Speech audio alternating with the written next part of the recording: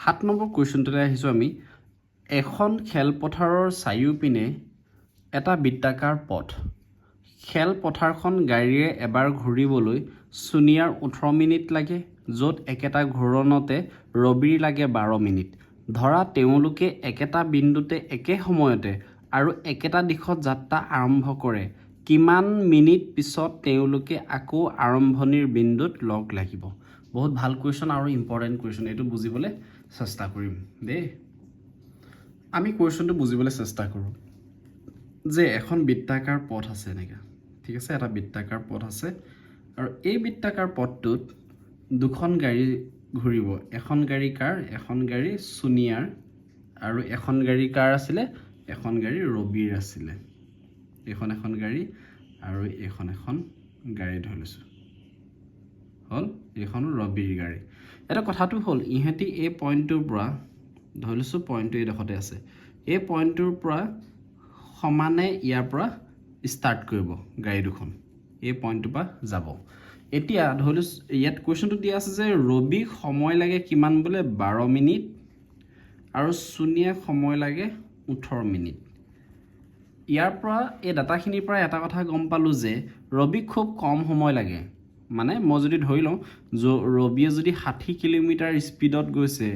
প্ৰতি ঘণ্টাত তেতিয়া সোনিয়া চাগে খুব বেছি 40 কিলোমিটাৰ প্ৰতি ঘণ্টাত গৈছে তাই শ্ল'লি গৈছে সেইকাৰণে তাইক বেছি সময় লাগিছে 18 মিনিট লাগিছে কিন্তু ৰবি অলপ স্পীডত চলাইছে সেইটো কাৰণে কিমান লাগিছে 12 মিনিটেহে লাগিছে এক পাক ঘূৰিবৰ কাৰণে ঠিক আছে এটা কথাটো হ'ল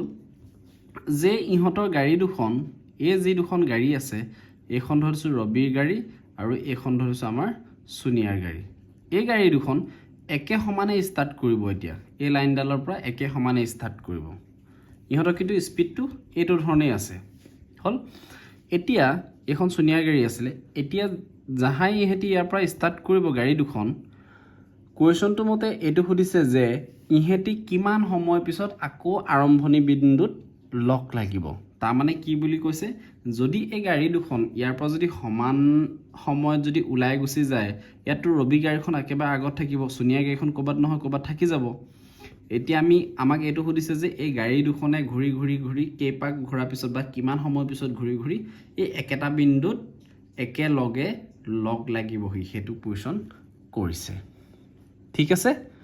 কুৱেশ্যনটো এইটোহে কৈছে এতিয়া এই কুৱেশ্যনটো চাবলৈ যাওঁতে অকণমান জটিল কিন্তু ইয়াক আমি সলভ কৰোঁতে পটককৈ ওলাব ঠিক আছে আমি কেনেকৈ সলভ কৰিম চাবা এতিয়া কি দিয়া আছিলে যে ৰবি সময় লাগে 12 মিনিট আৰু সোনিয়া সময় লাগে কিমান 18 মিনিট ঠিক আছে এতিয়া 12 আৰু 18 এই দুটাক আমি কি কৰিম মৌলিক উৎপাদকত প্ৰকাশ কৰিম কেনেকৈ 12ক প্ৰথমতে ভাঙি ল'ম 2 6 গুণ 12 2 3 গুণ 6 2 কেইটা পালোঁ 2 দুটা পালোঁ আৰু 3 এটা পালোঁ হ'ল 18 ভাঙিম এবাৰ 2 9 গুণ 18